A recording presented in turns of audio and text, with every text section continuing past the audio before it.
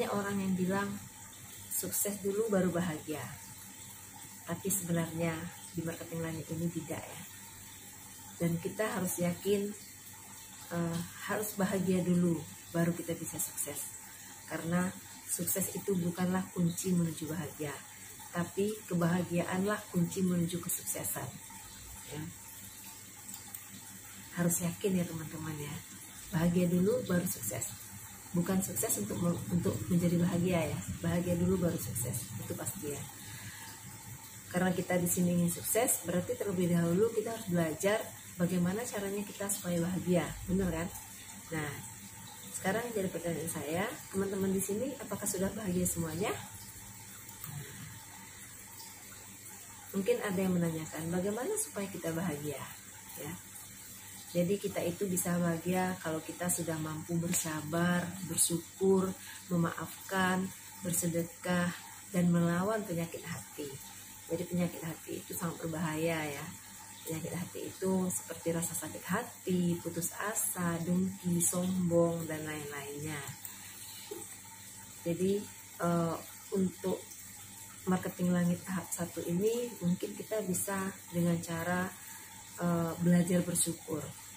Sekecil apapun yang kita terima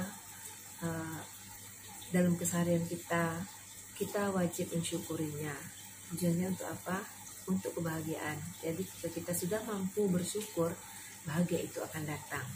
Jadi itulah sebabnya setiap malamnya ada yang namanya bimbingan atau panduan di grup terapi syukur. Bagaimana kita mensyukuri semua yang kita terima di hari ini ya, karunia Tuhan dengan menarik nafas tanpa alat bantu itu juga harus kita syukuri. Kita bisa tuangkan di buku terapi syukur yang kita sediakan. Jadi terapi syukur itu mensyukuri semua yang kita terima di hari ini. Jadi tidak bisa dilihat besar atau kecilnya ya. Apapun yang telah kita terima hari ini, baik dari pasangan kita, dari lingkungan, dari anak-anak kita, dari manapun lah datangnya ya, kita harus syukuri ya. Jadi saya harapkan setelah teman-teman mendengarkan materi ini, teman-teman bisa menjalani terapi syukur ya. Kita sama-sama ya menjalani terapi syukur. Nah, bagaimana supaya kita mendapat keberuntungan ya, tentu ada pertanyaan seperti itu ya. Nah, bagaimana supaya sukses, bagaimana supaya dagangan laris, jadi bagaimana supaya bisnisnya berkembang dengan baik, bagaimana supaya menemukan mitra bisnis yang hebat-hebat, yang baik hati juga ya. Nah, itu yang jadi pertanyaan. Caranya mendapat keberuntungan yaitu dengan cara memperbanyak rekening kebaikan. Jadi kenapa setiap malam juga kita diminta untuk membuat rekening kebaikan.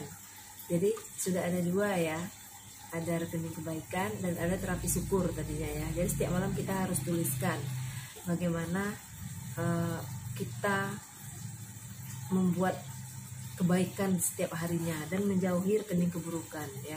Hindari rekening keburukan ya. Jadi perbanyak rekening kebaikan. Setiap malam setelah terapi syukur kita juga harus membuat rekening kebaikan.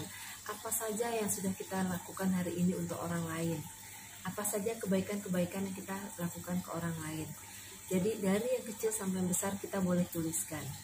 Jadi kita boleh sediakan buku untuk terapi syukur dan juga untuk menuliskan rekening kebaikan yang sudah kita lakukan di hari ini ya. Jadi tujuannya untuk apa? Agar kita setiap hari terpacu untuk membuat kebaikan-kebaikan dalam kehidupan kita sehari-hari ya. Jadi kalau kita jualan online biasanya kita disarankan punya rekening bank ya. Rekening bank ada bermacam-macam supaya mitra-mitra kita tidak sulit untuk transfer ke rekening kita ya. Jadi biasanya ada rekening BRI, rekening Mandiri, rekening BCA atau rekening BNI, ada 4. Namun setelah kita mendengarkan materi ini ada 5 buku rekening yang harus kita siapkan, yang harus kita punyai ya. Rekening BRI, rekening Mandiri, BCA, BNI, dan satu lagi adalah rekening kebaikan ya.